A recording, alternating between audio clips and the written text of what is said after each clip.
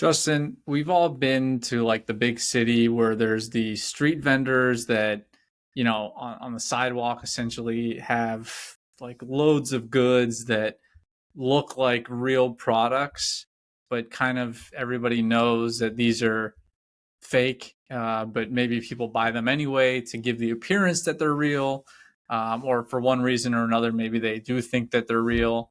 Um, but from the brand's point of view, what are some considerations? What are ways that brands can maybe avoid this, or um, are there penalties associated with these street vendors doing this type of thing?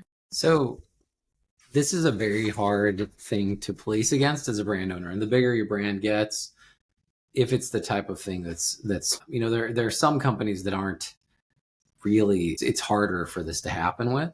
But let's say that you are a company that's a consumer product company and it's susceptible to people creating these counterfeit things. So there are a couple things you can do.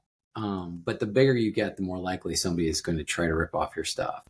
So the first one is to register your trademark, your brand.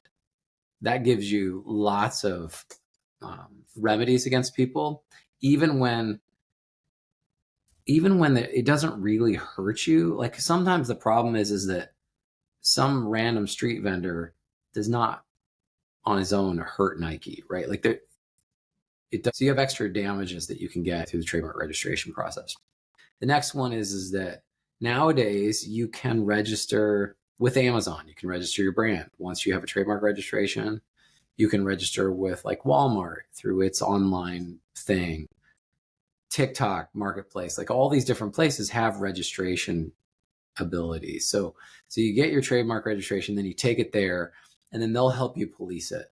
Another thing people can do is you can register with Customs and Border Control. And they actually do a pretty good job of screening things as they come into the United States to see if it's counterfeit, see if it looks like it's not an authorized product. And they will call and they'll try to confirm if they're unsure. So those are some things you can do. It becomes difficult, even though this is a crime, right? Like, so these counterfeiters, and counterfeiting is really taking a registered trademark and applying it to goods that are not produced by that registered trademark owner. That's counterfeiting. And doing that is a federal crime. I mean, it carries penalties of, up to 10 years in prison, $2 million. But, in order for the government to really go after that, you're talking about a good level of counterfeiting there.